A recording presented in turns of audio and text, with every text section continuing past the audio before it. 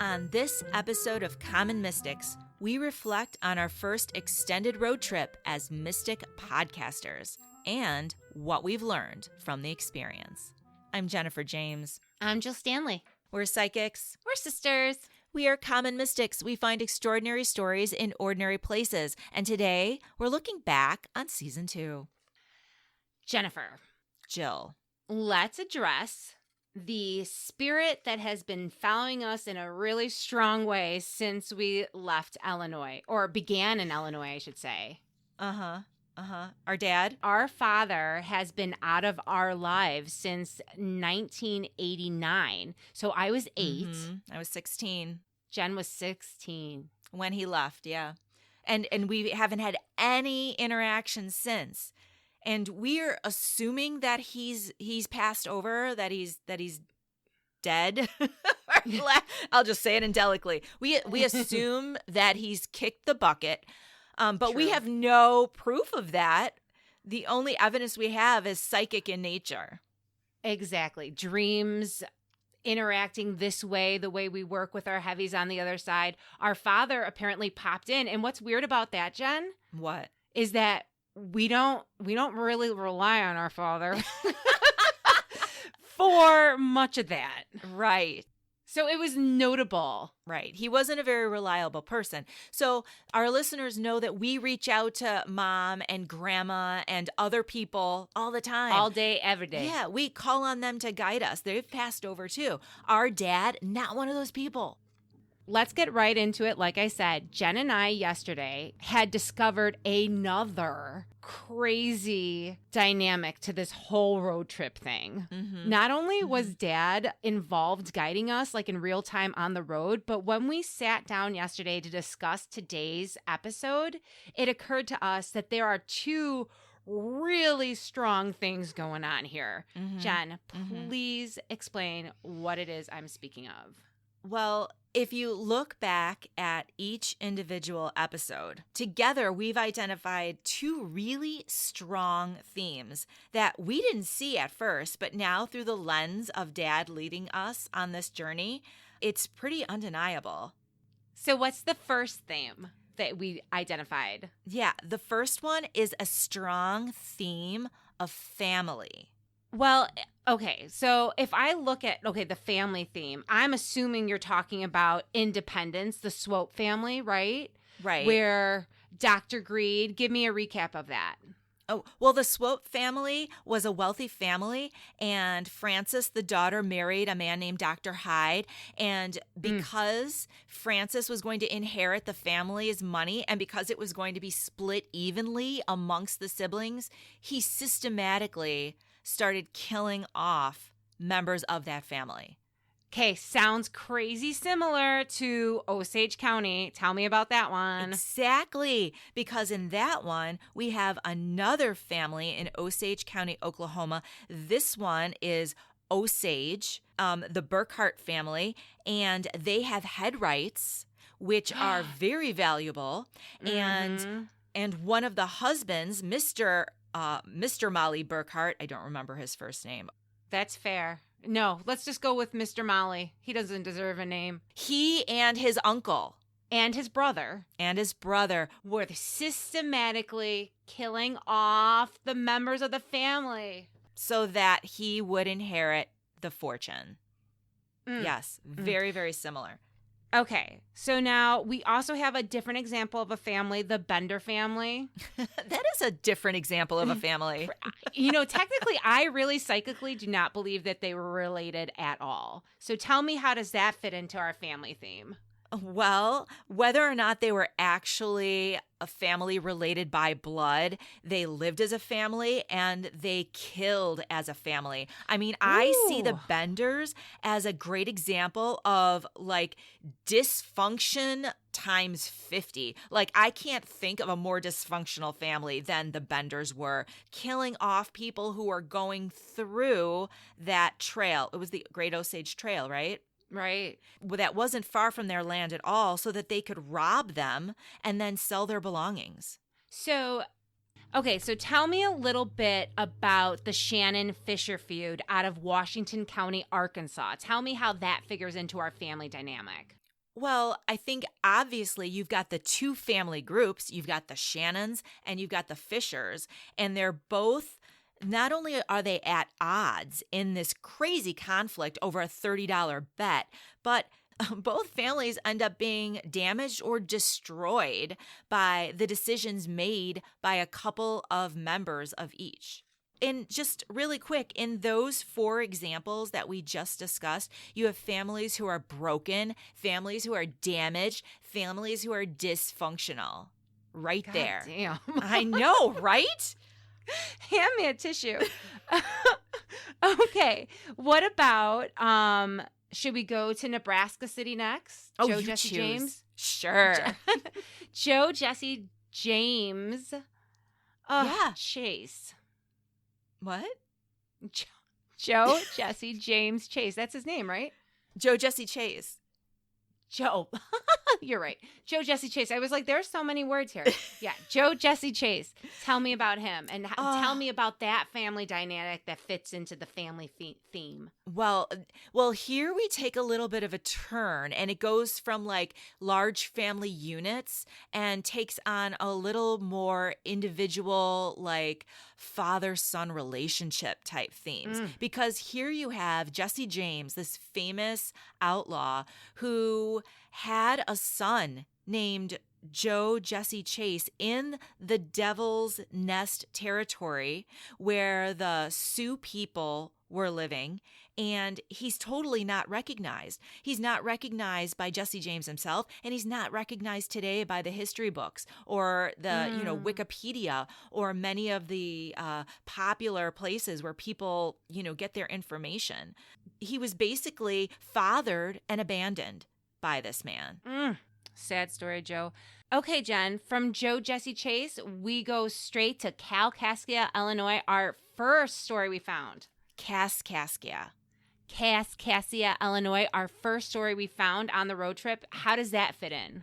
Yeah, this one is a little different from the rest because instead of a father figure, we have a mother figure here.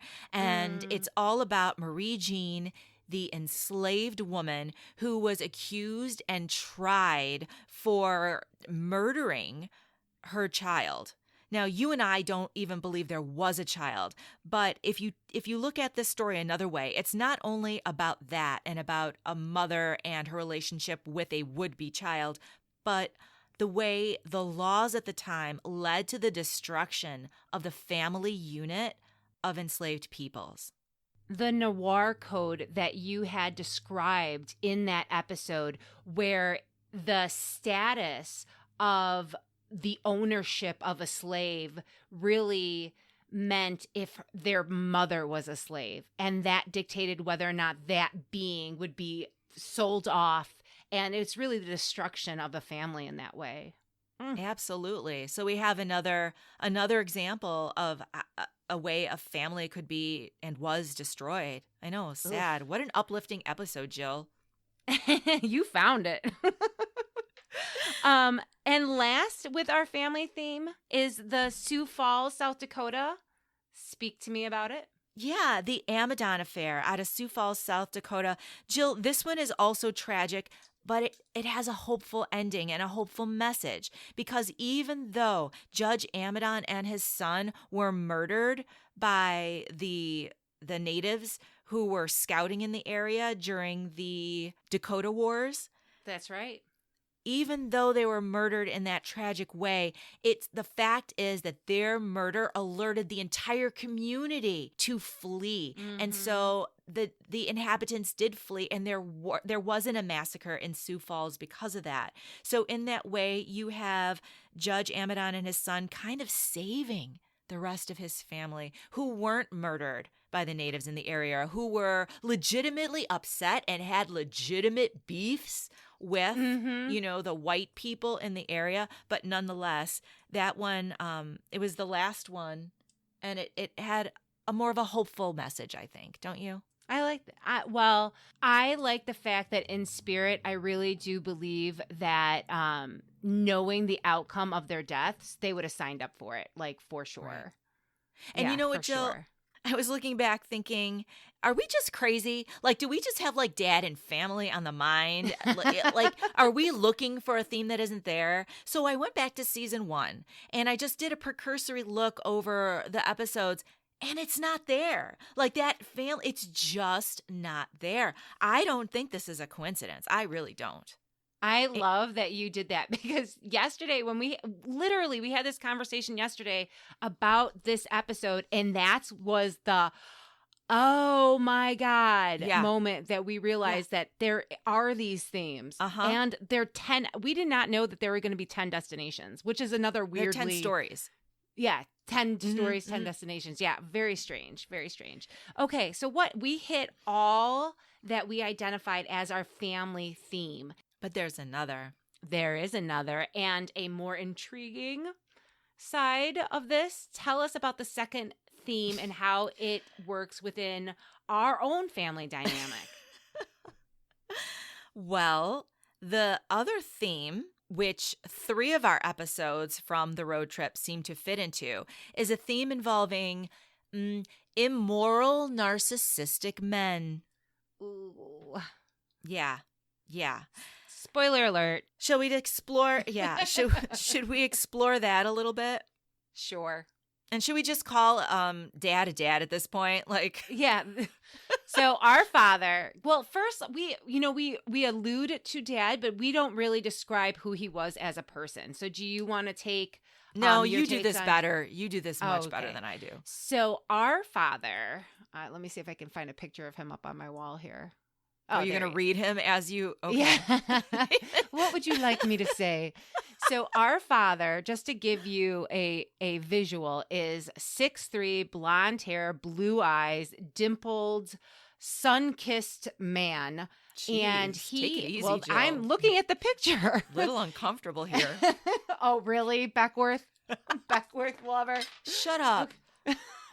His biggest strength was his charisma. That's true. Dad knew how to talk to people and really convince people to his way of thinking. Yeah, he could win anyone over. Oh, absolutely. And, honestly, I can see him doing it. We have a video of Dad talking to someone, and I can see it happening. He was so good at it. He was good. He was a master. We learned a lot from watching him, quote unquote, work. But the things about Dad that you need to know, maybe listeners, as we explore this sort of immoral, narcissistic men theme, is 1, he was a thief, and 2, he was a womanizer. Jennifer. I'm just gonna put it out there, right? So to recap, Dad embezzled a lot of money from his company, and that's why he skipped down FBI. So thief, yes, but give some context. Like a thief can be stealing some bread. No, this man straight up stole a bunch of money and then hit the road. Next. Move. Womanizer? Do you want to elaborate on that? Oh, yeah. Oh, my gosh. First of all, women would act the fool around our father. It was embarrassing. You couldn't go to a restaurant without the waitress you couldn't drive down the road. Their number. And he enjoyed it. Anyway, he got a lot of attention. Women threw himself. So, of course, he was like a kid in the candy store. And he was probably a narcissist back before I even knew the word narcissist. For sure, Dad was a narcissist. He is not diagnosed, but I feel very comfortable giving my opinion of yes, I believe that he was a narcissist.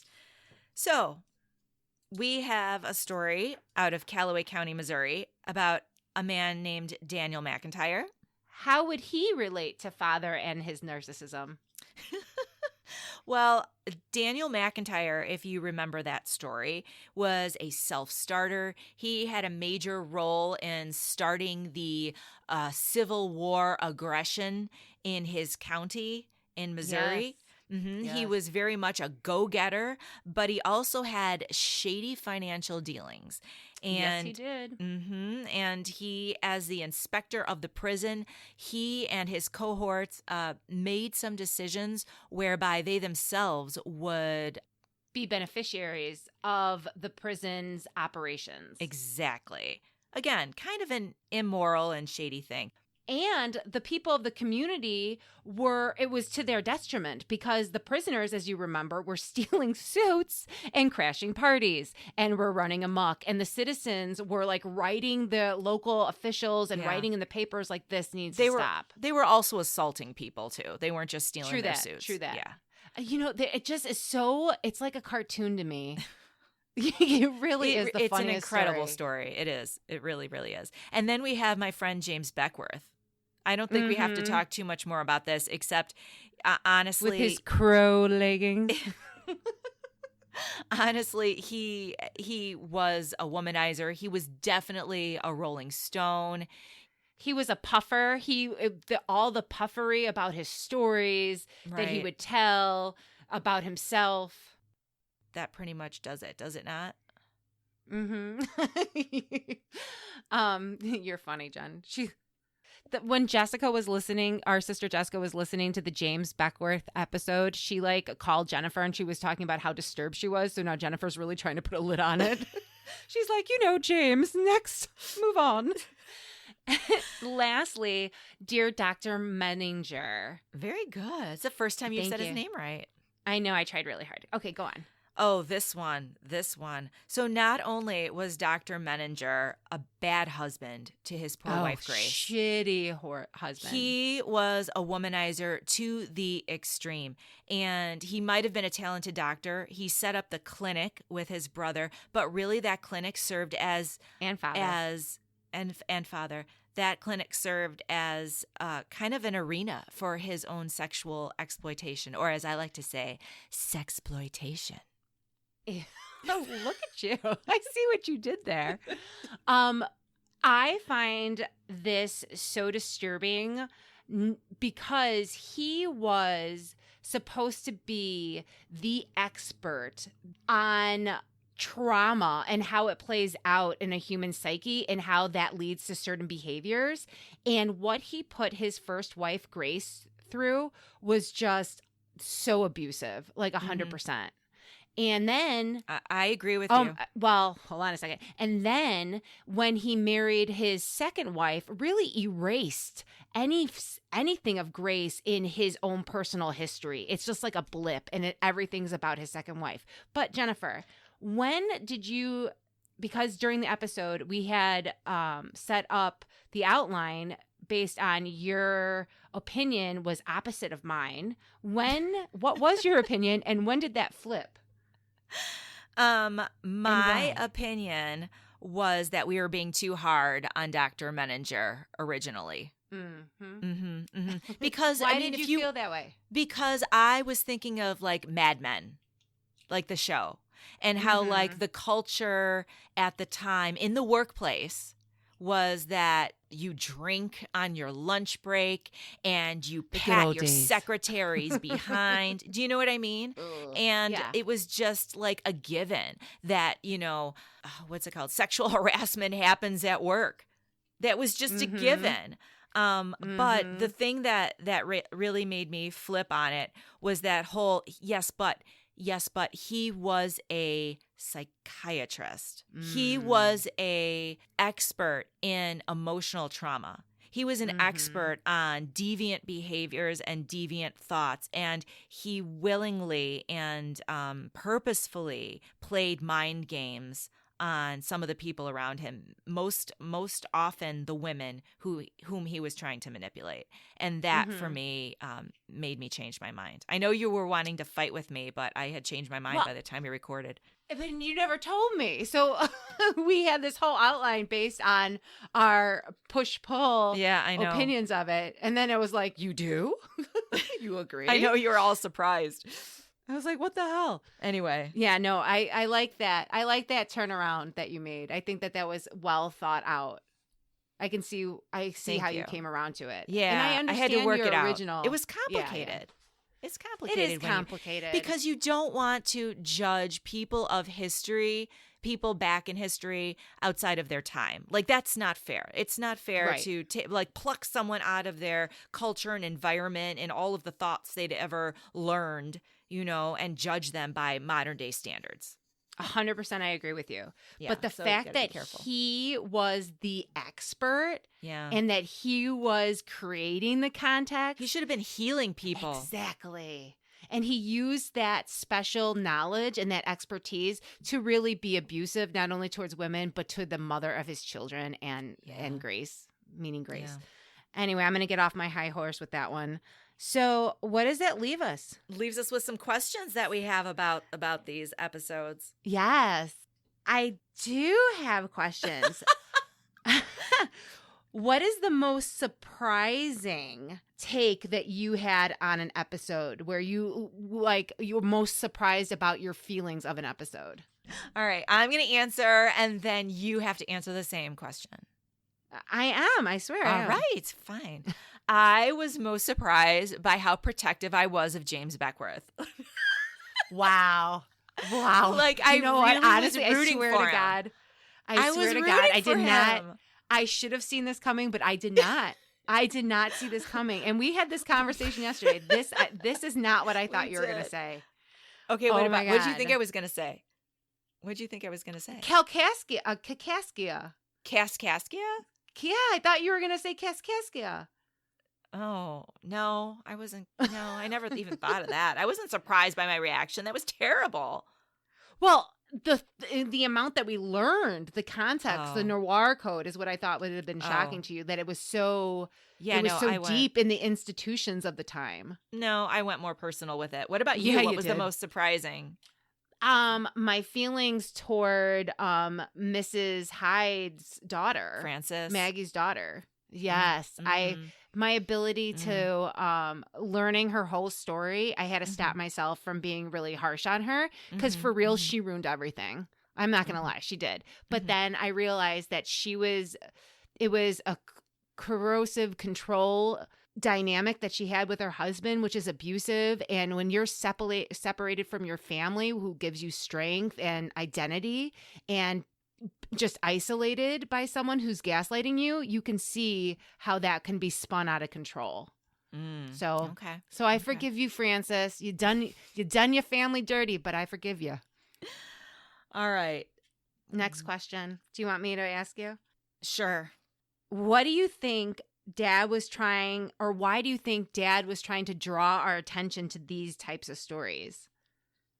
This, for me, I'm going deep on this. Oh, this is a deep cut. I really think that in his way, he is trying to acknowledge the way that he damaged our family by his actions. Awkward, but also goose pimpies. I got him. So that's validation. Yeah, I can see that. And you? What do you think he was trying to call our attention to? You know, so I am a very big believer in energy of certain situations still exist even generations down, right? And I think like when we were on our family road trip a couple years ago in 2019 with Kim and Chris, I felt like we were doing healing work for our grandfather that we've never met. This road trip, I felt like we were doing healing work for Dad.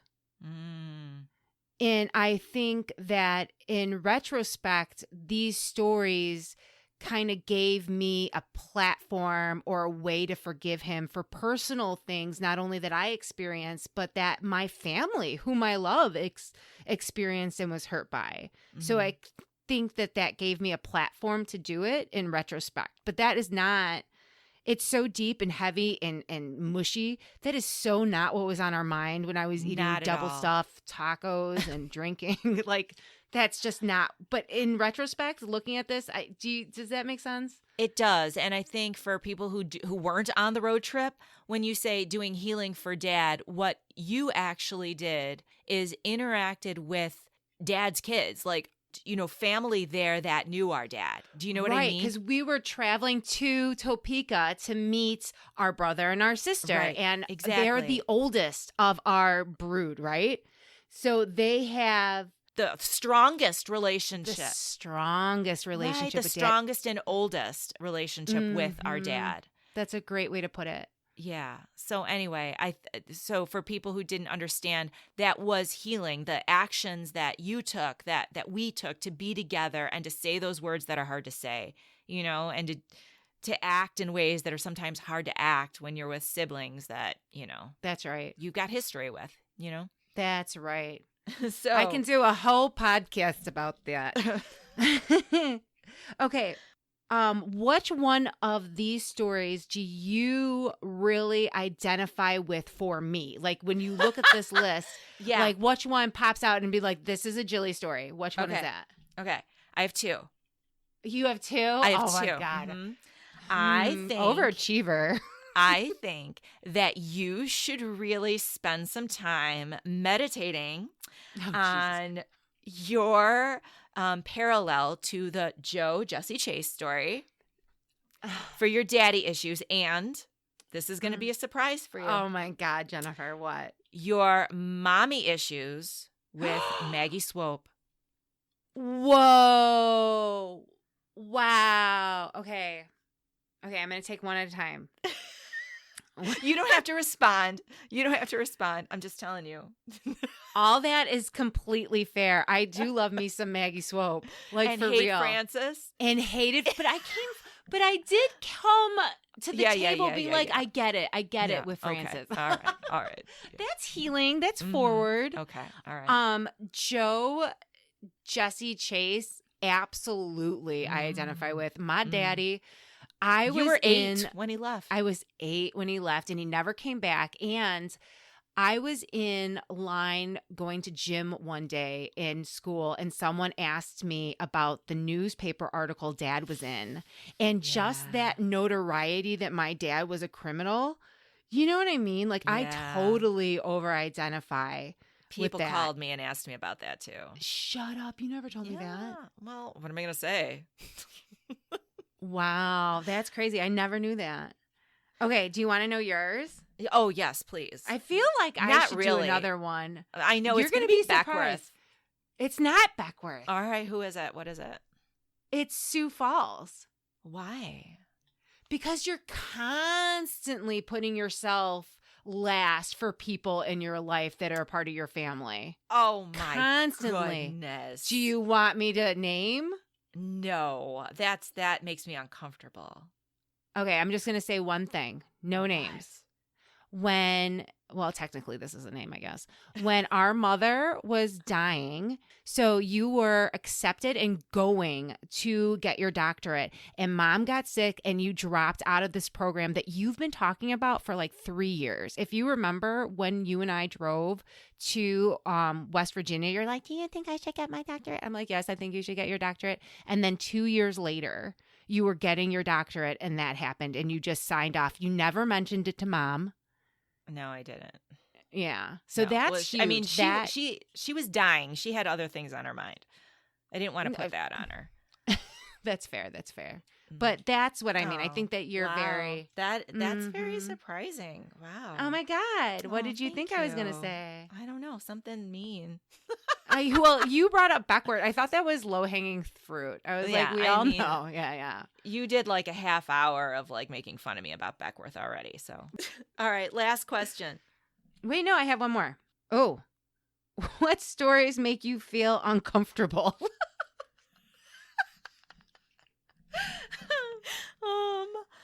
I'll go first because I know what it is. Ugh. Okay. Dr. Menninger. I was going to say that too. Oh, he's so creepy. I swear to God. I don't know why that's worse. Because Jennifer, think Bender family. That's pretty freaking upsetting. No. Like the John laughing. That's weird. No, but that is upsetting. But Dr. No, it's Menninger. And it's because it feels like Dad. It's creepy. I don't know if it feels like, you know what it feels like, Dad? No, it feels like Dad's I'll tell you. person. I feel like it may feel like Dad, just like the nasty like sex thing, like ha ha ha. But he's the owner of his own business, and he's like hiring hot girls, and then like, yeah, that's true. I have a suspicion that Mom did not confirm for me, but I'm pretty sure he slept with every woman that was that gross. No, I'm not saying that has been confirmed. That is just my suspicion. And is that the one that makes you the most uncomfortable too? Mcintyre? That is, is the one. Right? It really Right? is. Like, even though I'm like, I look at this list and the Bender family should be like, hey, serial killers. Right. No, it's Mcintyre. No, it's Mcintyre. Yeah. Yes. I know. Yeah, for sure. Yeah, that's our issues coming out right there. Oh, yes. Did you have another question? Yeah, a couple questions. What's your takeaway from this experience? Oh my God. I don't even know. I'm exhausted. That's my takeaway. Like, we basically put ourselves on the line into the test, just getting in a car for a week and driving around the country. We could have came up with nothing. True. For sure. True. It's vulnerable. I think we have to be in a vulnerable space to be like, okay, we're doing this and not feel like idiots, to be honest. Right? Yeah, sometimes I still feel like an idiot when I do this. I think my biggest takeaway is we set out to do this. We say this at the beginning of every episode to give voice to the voiceless, but it always comes back around to us. Oh, for sure. You know, it's almost like, you know, that saying, it's impossible to give a good deed without getting something good back. If you do a good deed, you always get something good back. And I love that. I feel like we do this because we really do want to strengthen our abilities to communicate as mediums with people who've passed over. And we do want to give voice to the voiceless and give service to those souls who, when they were on earth, didn't have their voices heard. But it comes back to us and our own healing. And I think that's what we're seeing. I think after this, I'm in a better position to forgive Dad. And I never had an opportunity with him on earth to say, I forgive you, Dad. Aw, that's nice. What about you? I think, I mean, I really do forgive Dad. And not only do I forgive Dad, but I was thinking about it today. I was in the car for a long time today for work, but I was thinking about what a privilege and I'm so grateful to the opportunity not only to learn more about myself and my own healing process with Dad, but also to be a voice for Dad to say he could have done that better. He shouldn't have done that. And he recognizes that his choices changed so many lives, the trajectory of so many lives that I may have not have thought of before this trip. Does that make sense? Yeah. Wow. Yeah. But I do forgive you, Dad. I'm not trying to skirt around that. It sounds like I have issues. No, Dad, I forgive you. All right. Book that appointment with Dr. Lisa. I know. I feel gutted. I feel very vulnerable and like raw right now. Yeah, I know. This is a safe place. Why are you rocking? She's really rocking. Did you know you were doing that? Yes. Okay. No, I was getting worried. It's like, Jennifer. When we set out to this, I had no idea it was going to be all about us, but here we go. It was all about us. Oh my God, we're the narcissist. Could be. It's a spectrum. It's a spectrum. Hey, Jill. Hey, Jill, what are we doing for the rest of season 2? Because we kind of finished up our road trip series, but what's coming next in the next few weeks? So Jen and I had taken a trip to New York State that we are still researching stories from there. Turns out New York State, haunted AF. And it's like real, like the town that our sister Jessica lives in is legit, like just straight up haunted. Like you feel like you're in a haunted house when you're like walking down the block. So there's that. So we may have 1 or possibly 2 New York episodes, not sure yet, to come, but also a Halloween bonus, yes? Yes. A Halloween bonus. And then what I didn't tell Jennifer today is that while I was working my day job at Metro Recycling Solutions, I had the opportunity to meet T-Kai with Miss Rita. No way! Yes. And I asked her, we had a long conversation, and I asked her about my dream and my spooky ass dream. And I think that we're going to have a bonus episode with T-Kai coming up. We'll talk about how that looks and what we're going to talk about. But she is friggin' amazing. And I love her stories. For our listeners, explain who she is. She is I'm just going to say, a psychic. She is someone who practices in that kind of divination and those arts. She's an author. She's a storyteller. And she has a Facebook page where she tells stories. She does. And when I have that accessible to me, I will plug it. And she's just a wonderful person, like, honestly, and very insightful. And I feel like it's another opportunity to take what we're doing and to level up with more context so we can be better mediums and people all around. Wow. Well, that sounds fantastic. Are you excited? Yes, of course. A few things coming up in the next few weeks, and then we'll be done at the end of October for a much needed break. I also have one more thing to tell you. Okay, wrap it up. She's giving me the wrap.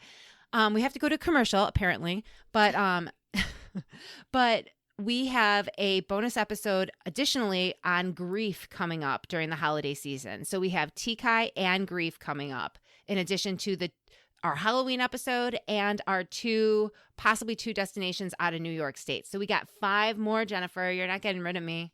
We got 5 more at least. All right. Sounds good. Tell the people where they can find us. Well, check out our website, commonmystics.net. Find us on Facebook, Instagram, and our Twitter feed at Common Mystics Pod. You can listen in on Audible, Amazon, Stitcher, Spotify, Tuned In, Google Podcasts, Apple Podcasts, where you can leave us a positive review so other people can find us. Thank you so much, guys. Thank you and good night. Bye.